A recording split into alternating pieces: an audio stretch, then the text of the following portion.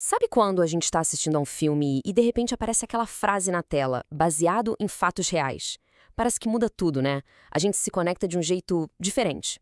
É sobre isso que vamos conversar hoje. Vamos tentar desvendar que poder é esse que essas histórias tiradas da vida real têm sobre a gente. Olha, o cinema por si só já é uma arte que mexe muito com a gente. Mas, quando surge aquele aviso na tela, aí a coisa fica séria. O peso da história parece que aumenta.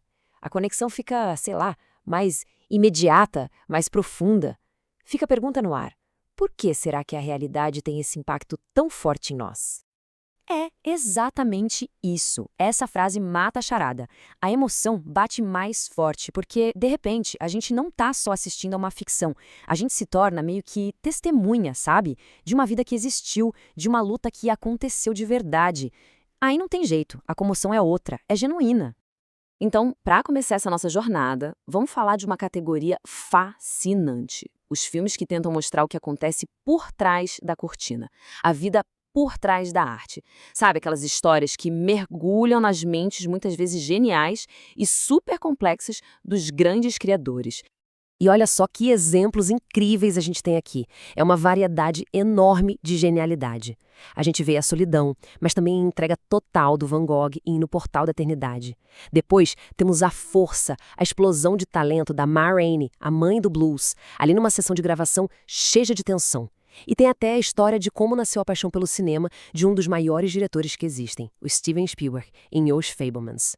O mais legal desses filmes é que eles quebram aquele clichê, sabe? Aquele do gênio louco, meio inacessível. Pelo contrário, eles criam uma ponte de empatia, porque mostram o lado humano, a dedicação absurda, as vulnerabilidades, a paixão que move tudo. No fim, o que a gente vê é a pessoa, o ser humano por trás daquela obra-prima. Ok, a gente viu a genialidade, a paixão que cria. Mas e quando o desafio não é criar, mas simplesmente sobreviver? Quando a própria vida está por um fio. É para esse lugar que a gente vai agora, para as histórias de sobrevivência, onde a força do espírito humano é levada ao limite, a um ponto que a gente nem consegue imaginar direito. 29. Parece só um número, né? Um número frio, solto. Mas esse número representa as pessoas que continuaram vivas, que persistiram, depois daquele acidente terrível de avião nos Andes, lá em 1972. E o filme A Sociedade da Neve mostra isso de uma forma brutal. Não é sobre um número, é sobre a história de cada uma daquelas pessoas, isoladas, em condições que a gente nem concebe, tendo que lutar com cada gota de força, física e mental, só para conseguir ver o sol nascer mais uma vez. E essa luta pela sobrevivência pode ser de vários jeitos, né? Pensa só, em O Pianista, é uma luta física, crua, para se manter vivo no meio do caos e da brutalidade da guerra. Já em Na Natureza Selvagem, a jornada é outra. É mais existencial. É uma busca por um sentido para a vida lá no meio da natureza selvagem e impiedosa do Alasca. São cenários totalmente diferentes, mas o teste é o mesmo, a resiliência humana. Agora, vamos mudar um pouco o foco. Vamos sair da luta pela sobrevivência e entrar no campo da engenhosidade. É hora de celebrar aquelas pessoas que, com muita determinação e criatividade, não só resolveram um problema, mas acabaram transformando a vida de toda uma comunidade e, às vezes, até do mundo. A história do William Kamkwamba, contada em O Menino que Descobriu o Vento, é o exemplo perfeito disso. Olha só esses passos. O cara não tinha nada, recurso zero, mas ele tinha duas coisas: curiosidade e necessidade. E a partir daí, usando sucata, ele literalmente construiu esperança com o vento. É a prova de que uma ideia genial pode surgir em qualquer lugar.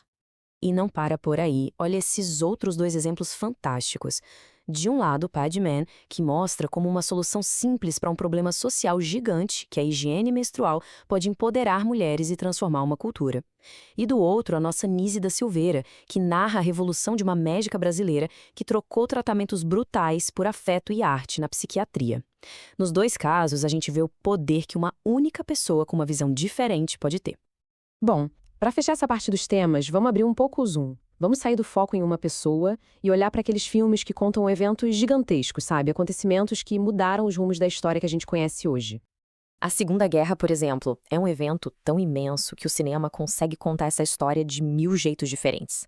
Essa linha do tempo aqui mostra bem isso. A gente pode ver a guerra pelos olhos de uma vítima, como em O Pianista, pela mente de quem criou a arma mais letal da história, em Oppenheimer, ou ainda pela história de um empresário cheio de contradições que acabou salvando vidas em A Lista de Schindler.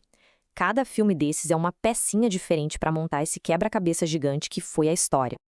E já que a gente tocou no assunto complexidade, a figura do Oscar Schindler é um caso de estudo. Ele não era o herói óbvio, sabe? Longe disso. O filme é genial porque não esconde as falhas dele, a relação que ele tinha com o regime. E é justamente isso que torna o ato final dele, o ato de humanidade, algo tão forte e que merece ser visto e revisto. No fim das contas, é isso que esses filmes fazem com maestria. Seja contando sobre o naufrágio do Titanic ou sobre a criação da bomba atômica, eles pegam aqueles eventos que parecem tão distantes, coisa de livro de história, e trazem pra perto. Tornam tudo visceral, a gente se sente no meio do furacão. E o que era só data e estatística vira experiência humana, real, palpável. Beleza, a gente passou por genialidade, sobrevivência, inovação, grandes momentos da história, e agora fica aquela pergunta, né? Pá, mas e daí? Por que tudo isso importa? O que a gente de fato ganha quando mergulha nessas histórias reais que o cinema conta? A resposta, eu acho, é que cada tipo de história dessas abre uma janela. Uma janela diferente para a gente espiar a tal da condição humana. Uma nos mostra o que move um artista, a outra mostra do que somos capazes para sobreviver, outra inspira com a criatividade e a outra nos lembra de onde viemos. Juntando tudo, forma-se um grande mosaico da nossa experiência aqui. Mas talvez de tudo isso, o efeito mais poderoso seja um só: a empatia. Porque quando a gente se conecta com pessoas que existiram de verdade, esses filmes fazem mais do que informar. Eles despertam nossa curiosidade, fazem a gente sentir, pensar, questionar e, o que é mais importante, eles dão aquele empurrãozinho para a gente querer saber mais, para ir além da tela e entender o mundo de verdade. Porque no final, é isso. Filmes baseados em fatos reais não são só entretenimento.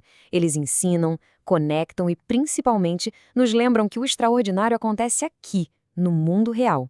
Então a pergunta que fica não é só qual filme ver agora, é como a próxima história real que a gente assistir vai mudar um pouquinho o jeito que enxergamos o nosso próprio mundo.